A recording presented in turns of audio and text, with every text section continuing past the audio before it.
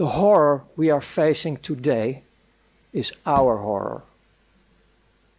Because the world we are facing today is not because of the perpetrators, it's about the billions of people who are doing nothing. And it's not pleading guilty, no. It's about being unaware. Having said that, I developed myself in a criminal way, covered by shiny import, export, and so on. So I got, on a young age, I'm talking about roughly around 20, I had already these shiny things like cars you can only afford when you are rich. Start playing with, well, I played the Hollywood show, like the succeeded businessman when I was 20.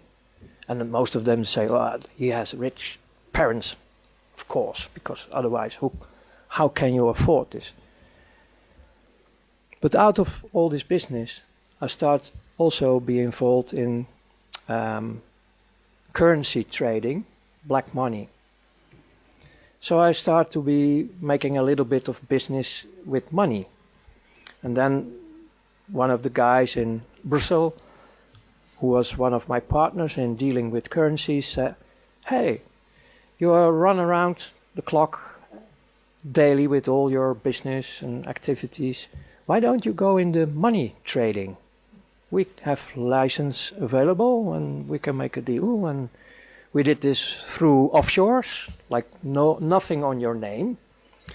And it could be a nice career for you. There was one condition, a warning ahead.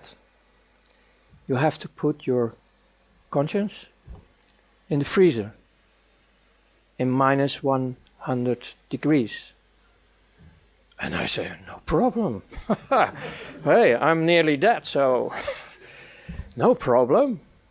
So I became, step by step, a servant of the big money, step by step. It was still taking some years to come in the higher regions. And I get more and more excitements, like from Russia, Secret Service. They printed better dollars, American dollars, than the American dollars who were circulating from the Federal Reserve. Better quality.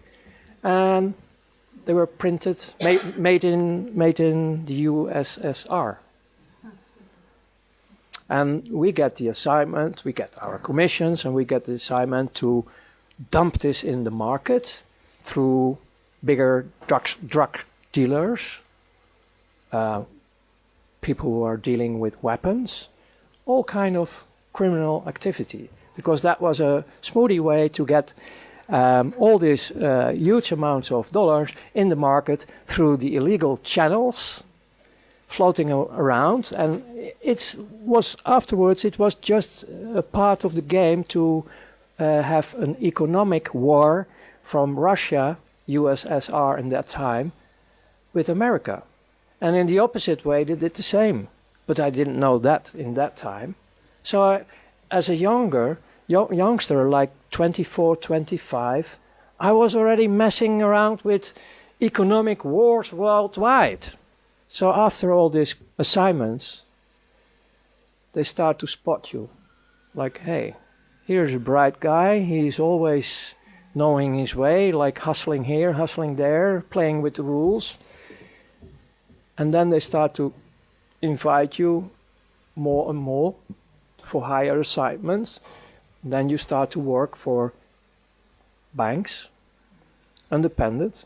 You're doing the dirty work for central banks, for multinationals, for governments, for what they call now terrorist organizations, and all secret services. Hey, secret services? Yes. And then on top, like the peach or the fruit of the cake, churches. Wow, you get the whole palette where the money floats, the big money. And you get the invitation to join in these circles to move all the money they want to move worldwide. To start wars, to start all the misery in this planet. Because there is nearly no misery on this planet in a natural way. Most of them is created. Because they keep the system running, because it's a dualistic system. They make the money only because when it's dualistic. And if we have all the ships, these energy containers they use only to suck, if they are asleep, fine, you can do whatever you want. This is also the mentality of the elite. Well, they are not elite. They are not elite. The people I worked for in the end of the days, you're talking roughly about 8,500 people on this world who run the show. In the end, because I can give you all the details about everything I did in this world, like indirectly I was killing people. Like you are in a stealth bomber, dropping bombs. I did this financial-wise as missions, like destroying temporarily the economy of Italy.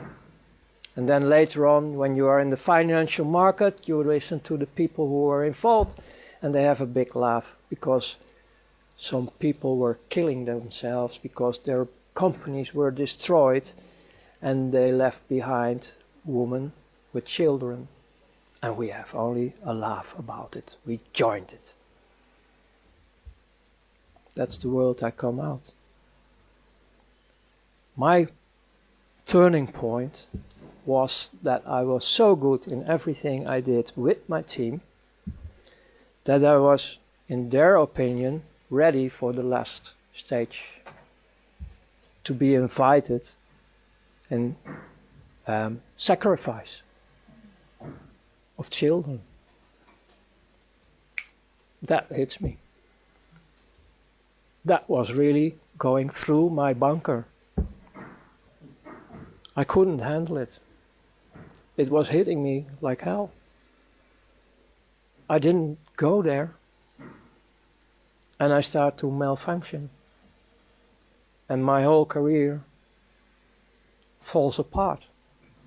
And the last point I want to give you is, if we want to have liberation, don't look at outside anymore.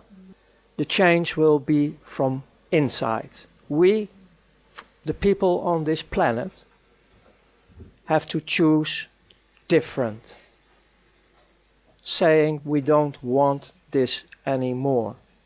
It's enough.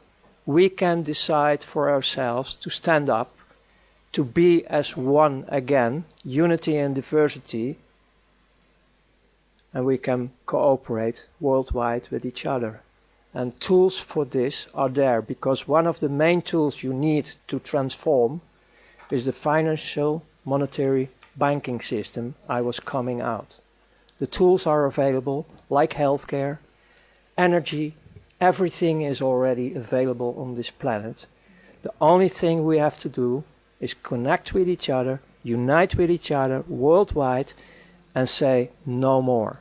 Stand up, be the change yourself. And we will be liberating ourselves and our planet.